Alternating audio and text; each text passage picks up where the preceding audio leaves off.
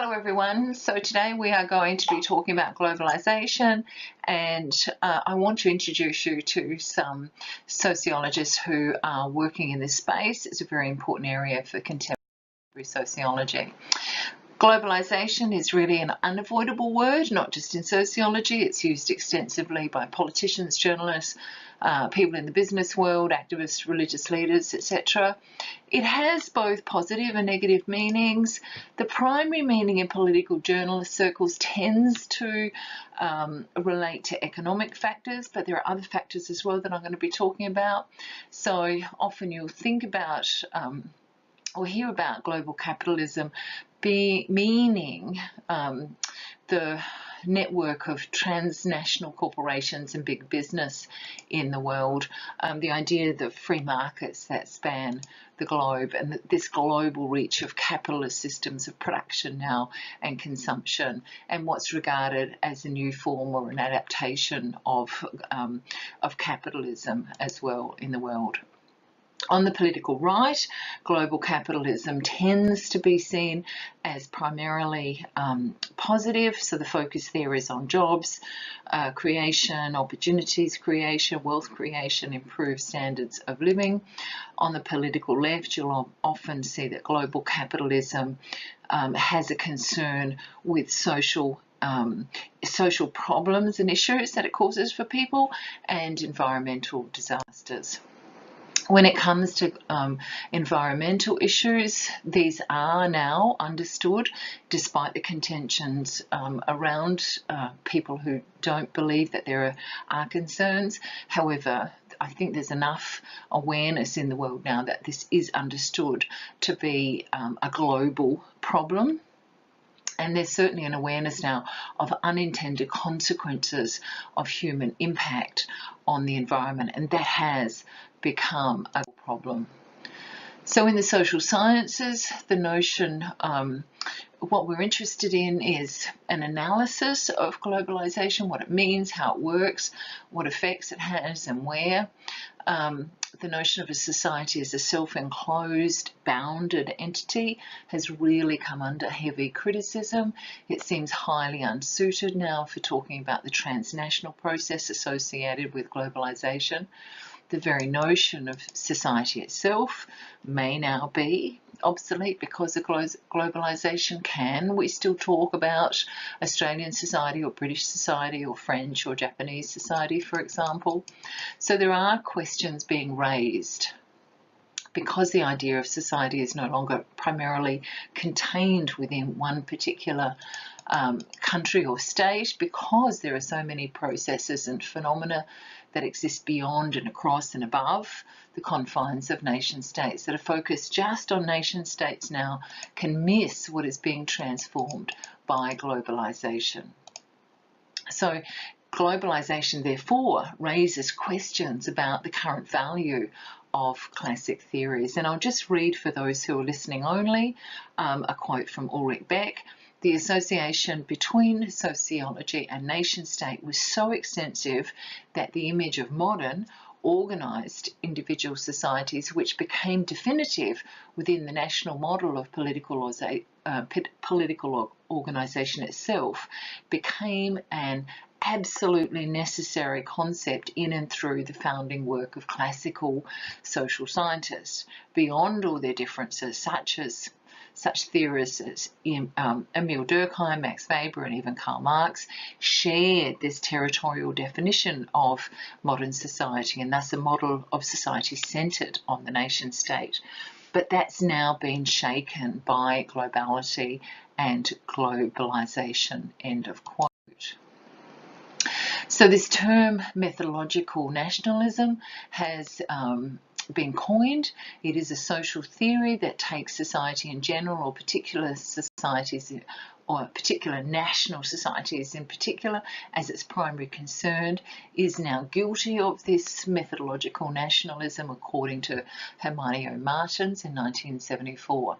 So methodological nationalism has been identified as a practice within social science and has been critiqued by those who argue that the nation state and its borders are now insufficient. It's an insufficient unit of analysis, and that the national or is at times the terrain actually of the global.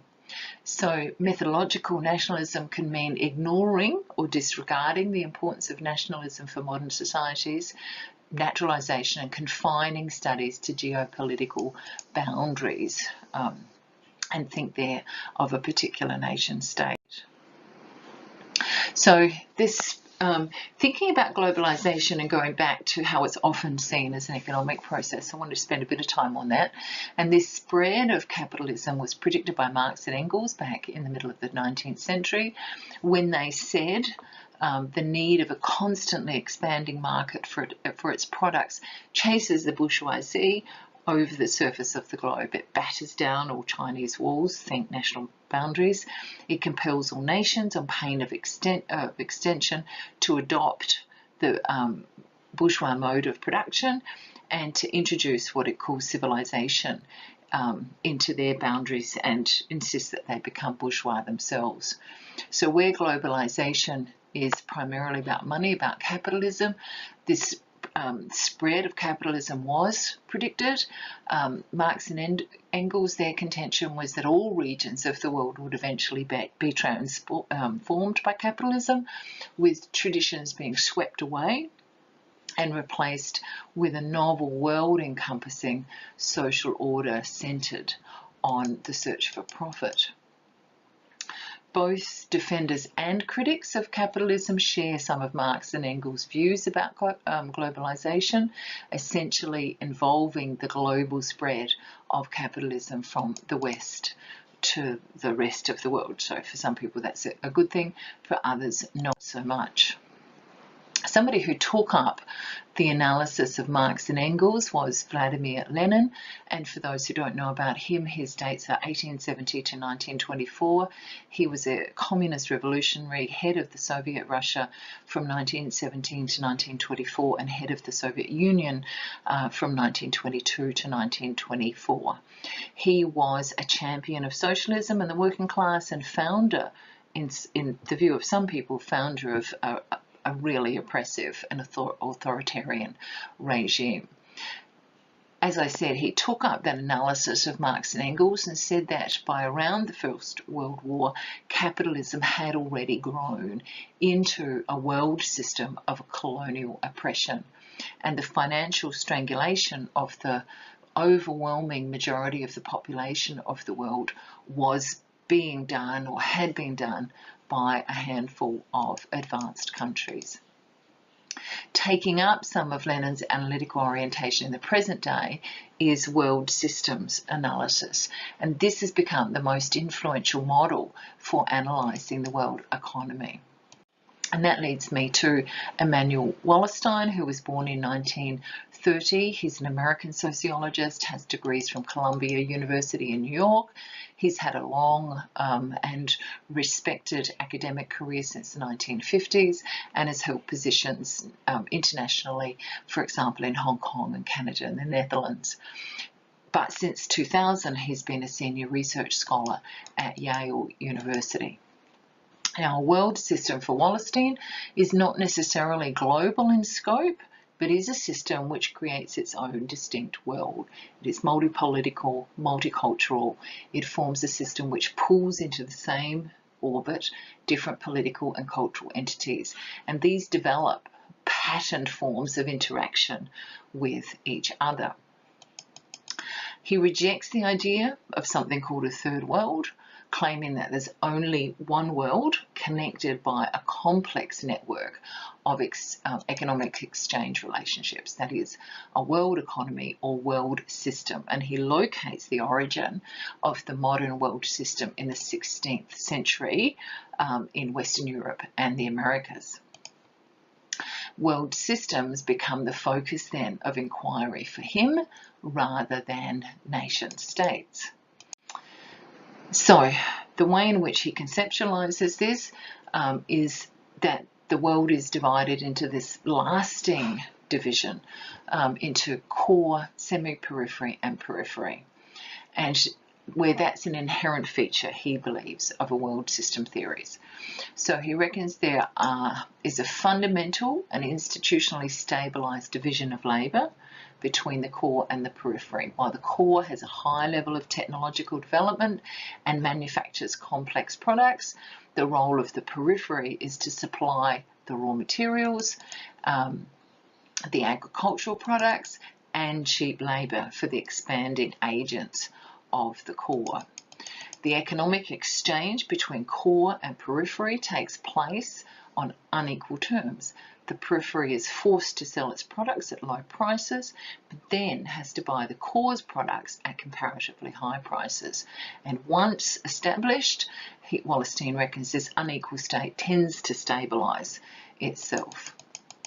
The statuses of core and periphery are not exclusive and fixed geographically, but are relative to each other. And so a zone, and he's got this zone called the semi-periphery, which acts as a periphery to the core and as a core to the periphery.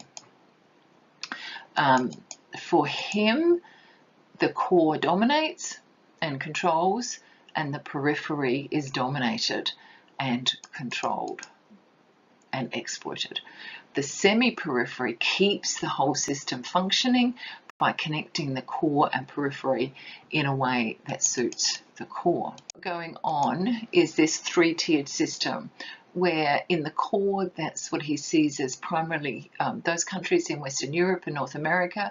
He sees them as the exploiters, and currently the US is dominant there. So the core is developed countries, which incorporate higher levels of education, higher salaries, and more technology. And core processes, he says, is generating more wealth in the world economy.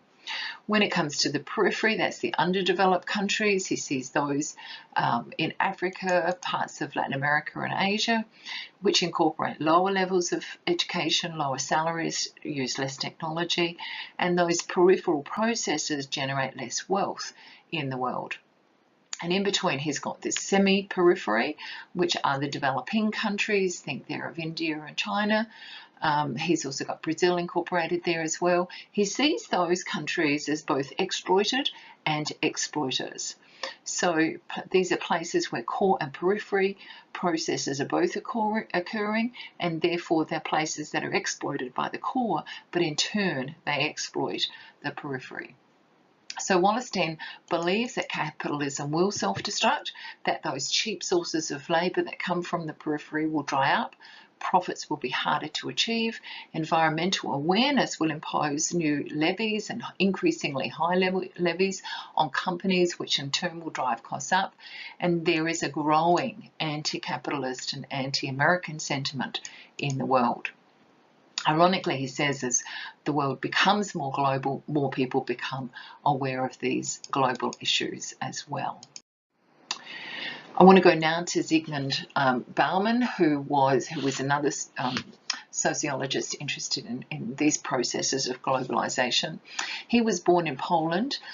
His parents were non-practicing Jews, and his father was an accountant, and they left Poland, his family left Poland when the Germans invaded in 1979, and they went to the USSR. Later on, Bauman became a member of the Polish First Army and had a successful military career. In 1953, he was dishonourably discharged from the Polish First Army because his father made some inquiries about emigrating to Israel from the USSR. From 1954 to 1968, Bauman taught at the University of Warsaw, and in 1968 he was expelled from the Communist Party along with thousands of other Jews as a result of what was called the Six-Day War, which was a conflict between Israel and Palestine in 1967. He was expelled from his job and he moved to the United Kingdom after a few years in Israel. He took up residency in England, in the city of Leeds in northern England in West Yorkshire, and he remained there and became a very eminent sociologist. He died in 2017. Now, he was living in an area which, during the Industrial Revolution, occupied the thinking of Karl Marx and Friedrich Engels. Leeds was a major industrial centre with mills and factories for processing wool, as well as printing presses. But by the 1970s, much of this manufacturing base was disappearing. And there was a period of devastation, really, of transition between the manufacturing base disappearing and Leeds becoming what it is now, which is a financial and cultural hub for the whole of the Yorkshire area. Bauman taught at the University of Leeds, which is one of the 4 universities in the city. I wanted to also mention Janina Bauman. Bauman was married in 1948 to Janina. She was born in 1926 in Warsaw, Poland. During the Second World War, she and her sister and mother were held as prisoners in the Warsaw Ghetto, and you can read about that in a book called Zookeeper's Wife. But she then managed to escape and stayed with a peasant family in a country area of Poland. And just to mention that she actually came from quite a well-off middle-class family and then had this whole other different outlook on life. She found out about the death of her father, who was an army officer, when she was one day peeling potatoes using newspaper to put the peelings into, and there was a list of the dead in the newspaper, and that's how she found out that her father had died. After the war, she became a journalist, and then she moved with Bauman to the UK and became a writer while caring for her family. And she's got a couple of books out, author of 2 autobiographical books, Winter in the Morning and A Dream of Belonging. And I wanted to mention that the Bauman Institute at the University of Leeds set up an award for the best PhD dissertation in Janina's honour in 2011, and that's called the Janina Bauman Prize. So if you're interested in it, I'd encourage you to read her books. I often think that the women are missed out, forgotten about. She was clearly an important figure, so I'd encourage you to have a look at some of her work too. Now, Bauman, particularly later on in his life, was very interested in this term that he coined called liquid modernity. So he moved from the idea of post-modernity and used instead this idea of liquid modernity to describe what he saw as constant mobility and change in all manner of social life, in relationship, in identities, economics, and migration. He's been very interested in the social and economic consequences of transnational mobility, and he points out that that the movement across the globe of people means very different things to different groups of people. So those living in affluent countries, and we can include Australia in that, in advanced capitalist societies, move across the globe freely. So we can go across the globe for conferences, for tourism, for holidays, for job opportunities, and for business. However, he says the vast majority of the world's population, those countries on the periphery, are usually forced to be mobile because they're fleeing wars. Think Syria. Persecution, think about the Rohingya people in Myanmar. Famine, think about South Sudan. Or people leave their countries in order to find work to support themselves and their families back home. And then in that case, they take on low-paid work such as domestic servitude and are usually found then on the social margins of the major and very wealthy cities. Therefore, mass migration, Bauman says, is dividing the world up between the very rich winners and the rest of the world.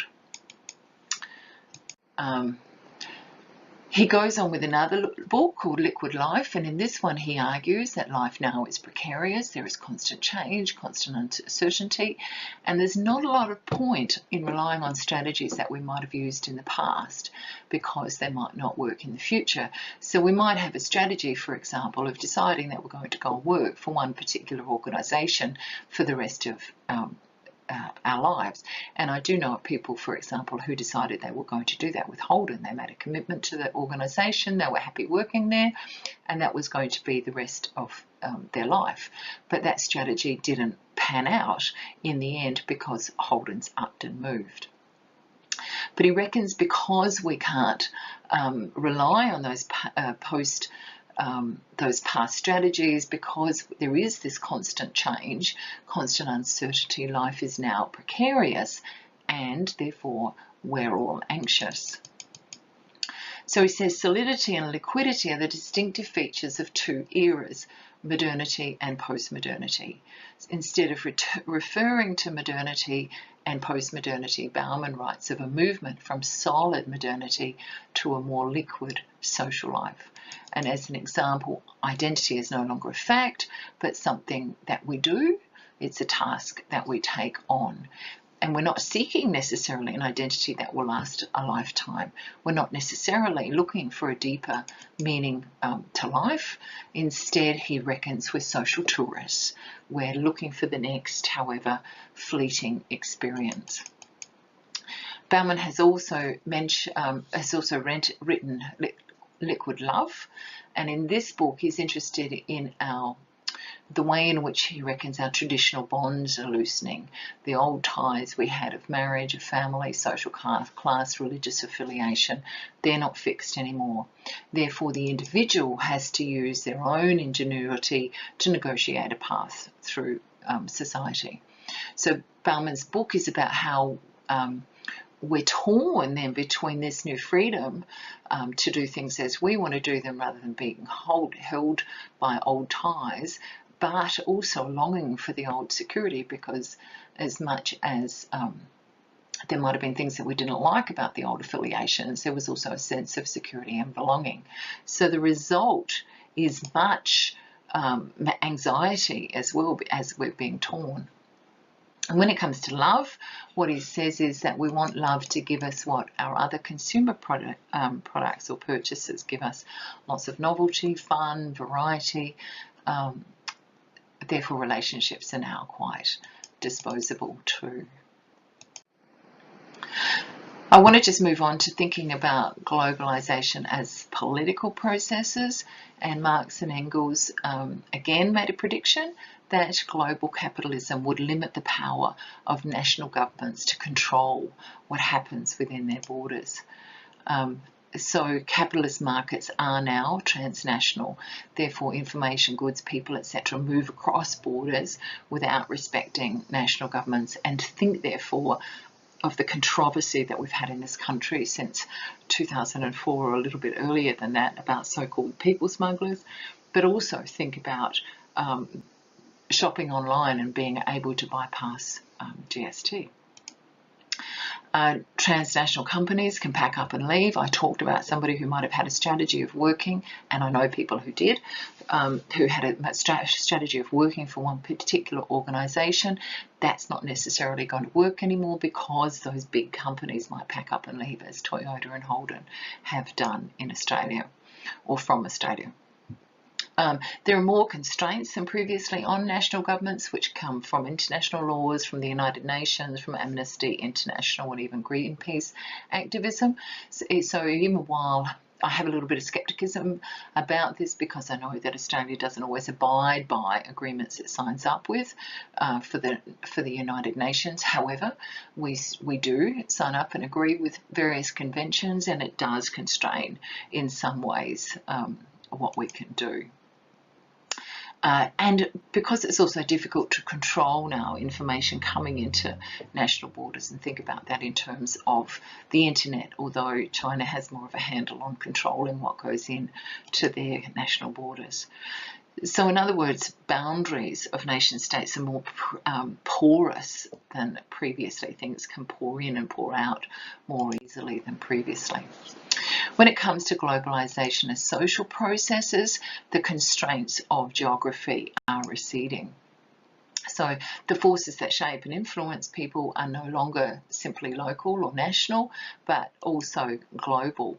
And Anthony Giddens back in 1990 wrote, and I'm quoting, "The intensification of worldwide social relations which link distant localities in such a way that local happenings are shaped by events occurring many miles away and vice versa." And therefore, what happens in a local area can be affected by what is happening in the global economy.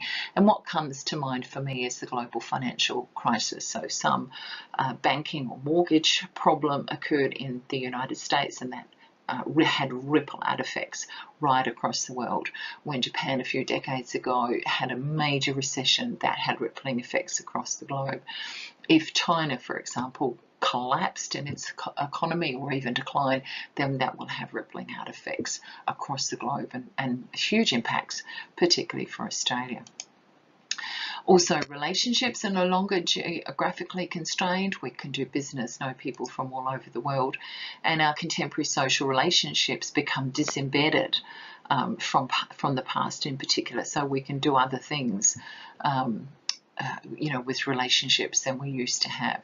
So those constraints of geography are receding, which in some ways can be seen as a positive. So if you have money, you can buy a hotel room anywhere in the world, and expert knowledge, for example, means that medical doctors the world over will treat you in a similar sort of way, and that can lead to a lot of ontological security, so feeling safe in the world rather than anxiety, which Bauman was talking about.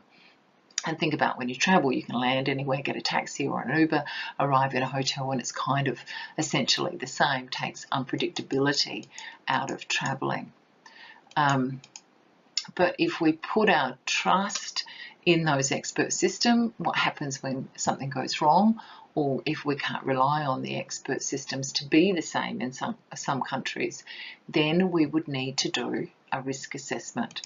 And that leads me to Ulrich Beck, who, along with Giddens and some others, has worked on this idea of risk in society for some time. So he's a German sociologist. I'm sure you've come across him already. He's been working as a sociologist since 1972, and from 1992 until his death, he died in 2015, he was Professor of Sociology at the University of Munich.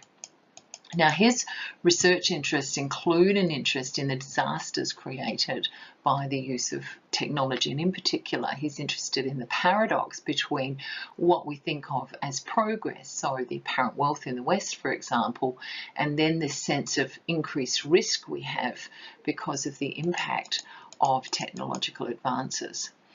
His book, World Risk Society, is one of the most influential academic books of the 20th century, translated into 20 languages, sold more than 80,000 copies across the world, which is fantastic for an academic book. It's not like some of the other literary books, which can sell millions.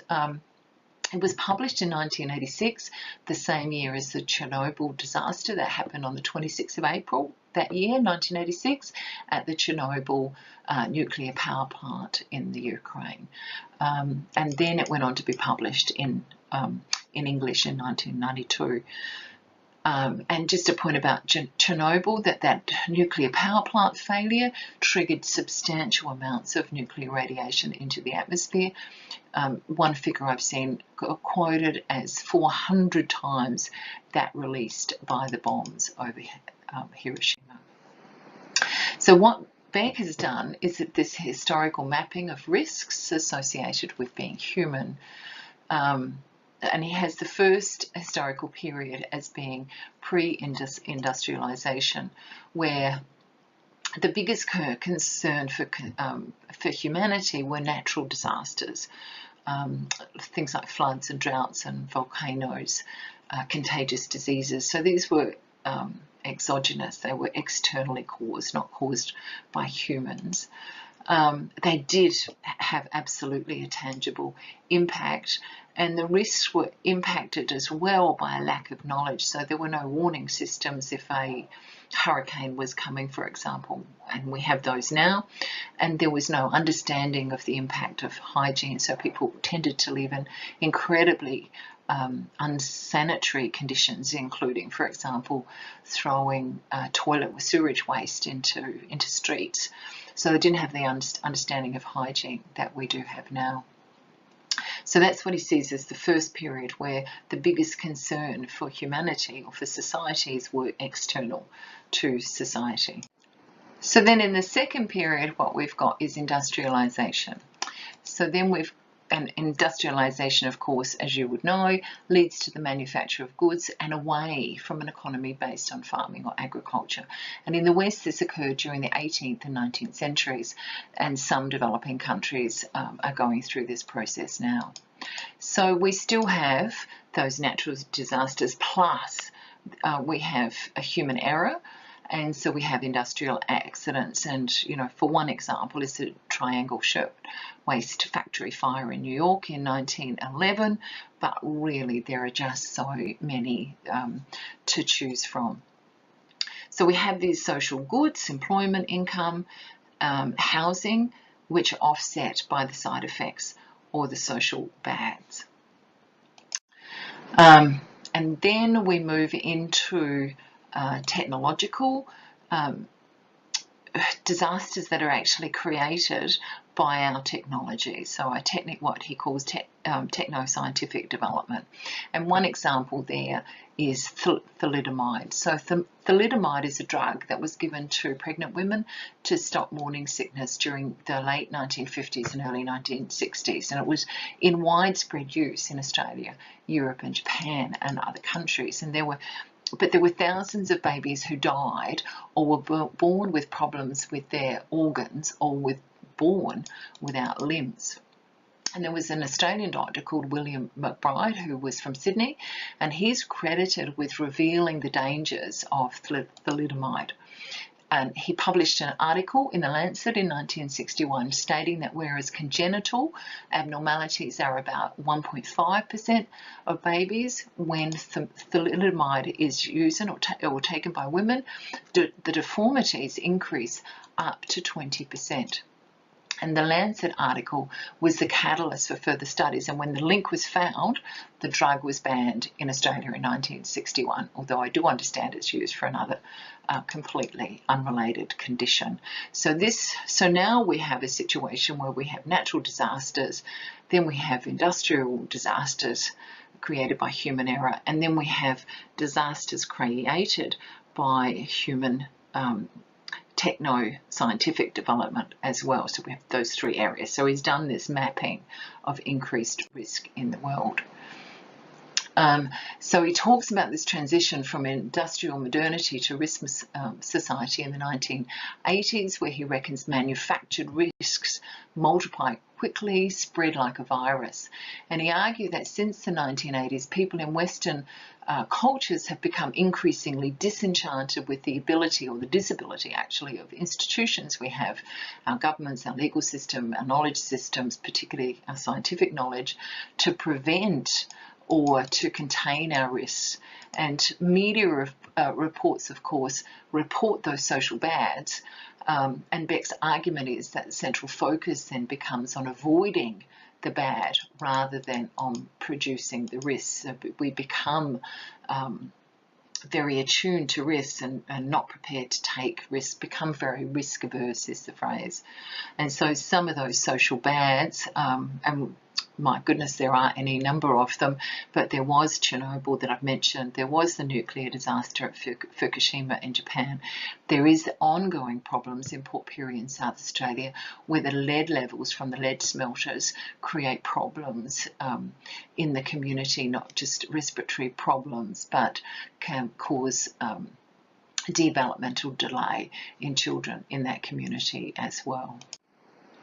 So he summed up his argument recently in 2000 with 8 points. That risk is about potential catastrophe. It's not the same as something having actually happened, like destruction, but it is about the potential for it. So the discourse of risk begins where trust ends. It's the space between the security that we did have and the actual event or destruction. So it's the no longer, but not yet.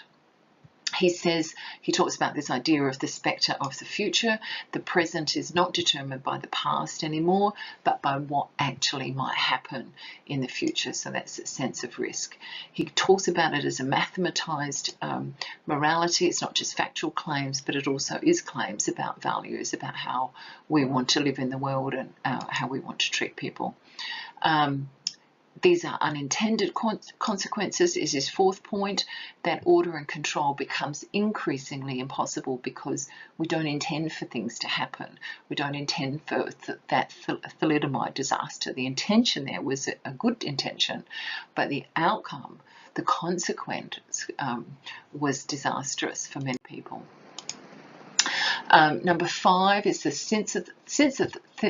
can't say that word, synthesis of knowledge and awareness. So more and better knowledge is becoming the source of new risks. An example there is breast cancer.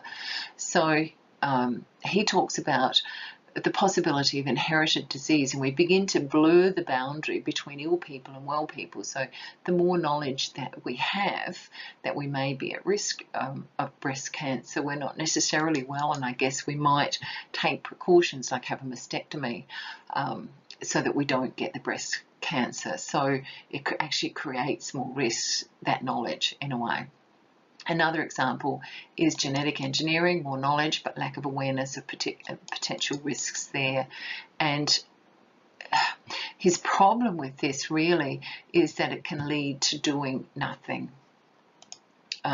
We're too scared to doing nothing, really.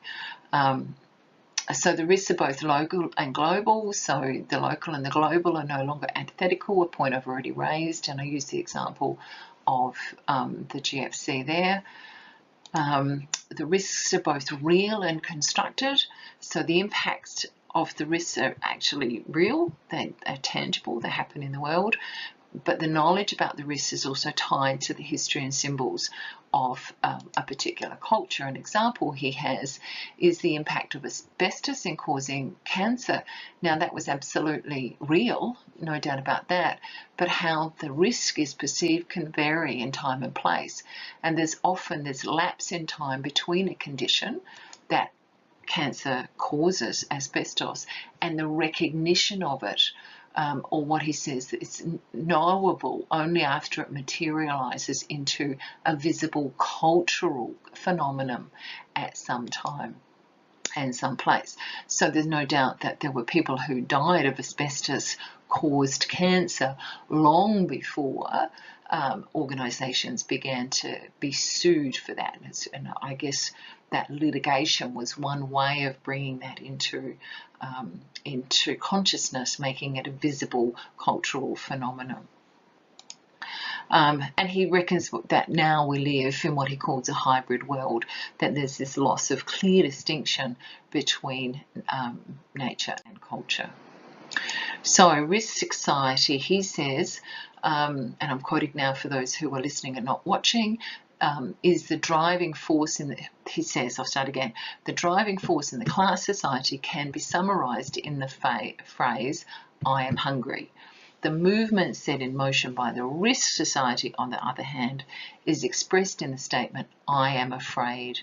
The commonality of anxiety takes the place of the commonality of hunger. When it comes to globalisation as cultural processes, events like the Commonwealth Games, the Olympics, a royal wedding compel us to see ourselves as part of a global whole. However, the global whole is not homogeneous, but a really complex mix of different cultures. And the challenge is to explore the transplanting of one cultural expression into another locality. An example there for me is the ubiquity of Italian and Chinese food and how that changes as it comes into a different locality. So, for example, you'll see a lot more meat in Indian food in Australia or in the United Kingdom than you would in India. Marxists argue that cultural imperialism is thus happening, that the mass media companies become the Trojan horses of capitalist and consumerist values, particularly from the West to the rest. That is, it's the core who make and distribute media products to the periphery. Or is it that people's cultural experiences are a mix of the local, the national, and the global? That is, this cultural hybridisation, and perhaps that's something that we could discuss in class. So in summary, globalisation is a really important focus in contemporary sociology. It encompasses everything happening everywhere, and understanding the global forces that shape us will actually give us more options for thinking about solving problems, strategies for living in the world, and I guess increasingly the need to be aware, to be adaptable in the world.